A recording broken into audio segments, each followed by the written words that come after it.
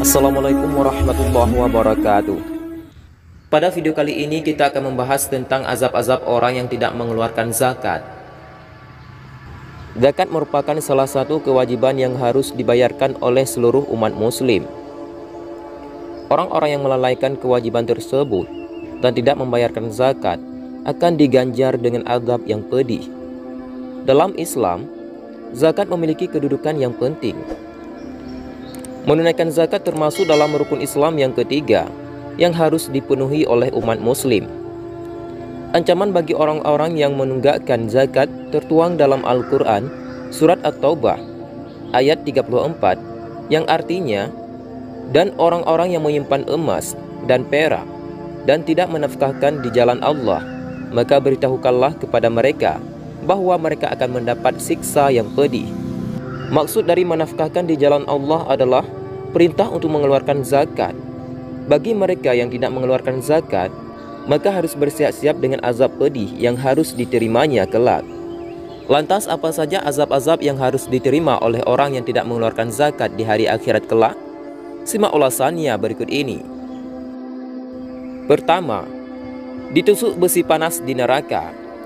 Salah satu siksaan pedih bagi mereka yang menunggak membayar zakat adalah mereka akan ditusuk dengan besi panas. Hal ini tertuang dalam hadis riwayat Bukhari. Saya pernah berada di antara kaum Quraisy. Kemudian Abu Dzar lewat dan berkata, "Sampaikanlah berita gembira pada orang-orang yang menyimpan hartanya, yang tidak mau membayar zakat, bahwa punggung mereka akan ditusuk hingga tembus lambungnya, dan tengkuk mereka ditusuk hingga tembus keningnya." Hadis riwayat Bukhari.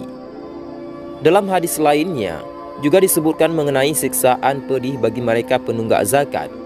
Mereka akan diberikan batu-batu yang dipanaskan dari neraka jahanam.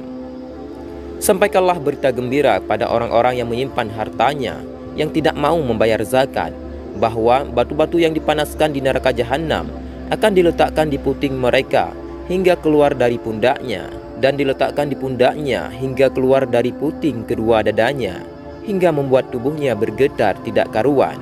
Hadis riwayat Bukhari. Kedua, dililitkan ular beracun. Dalam riwayat Imam Al-Bukhari disebutkan bahwa orang yang tidak mau membayarkan zakat dililitkan lehernya dengan ular yang sangat beracun. Dari Abu Hurairah radhiyallahu an, dia berkata, Rasulullah shallallahu alaihi wasallam bersabda, "Barang siapa diberikan harta oleh Allah, lalu dia tidak menunaikan zakatnya, pada hari kiamat hartanya didatangkan dalam rupa seekor ular jantan yang kepalanya penuh racun, yang bercabang dua lidahnya.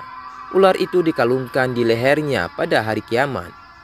Ular itu memegang dengan kedua sudut lidahnya. Lalu ular itu berkata, 'Saya adalah hartamu, saya adalah simpananmu.' Kemudian Nabi SAW membaca, 'Sekali-kali janganlah orang-orang yang bakhil menyangka.' Quran Surat Ali Imran ayat 180. Ketiga, diseruduk hewan ternaknya.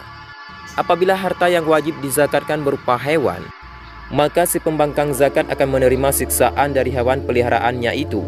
Dia akan diamuk dan diinjak oleh hewan peliharaannya.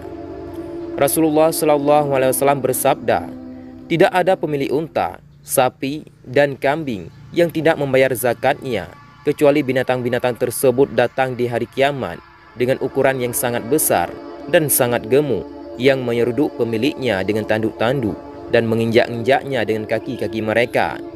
Ketika binatang yang paling belakang habis, maka yang depan kembali datang lagi padanya hingga umat manusia selesai dihisab." Hadis riwayat Muslim. Inilah ulasan singkat tentang azab-azab orang yang tidak mau mengeluarkan zakat. Semoga kita selalu mendekatkan diri kepada Allah Subhanahu wa Ta'ala. Amin ya Rabbal Alamin. Assalamualaikum warahmatullahi wabarakatuh.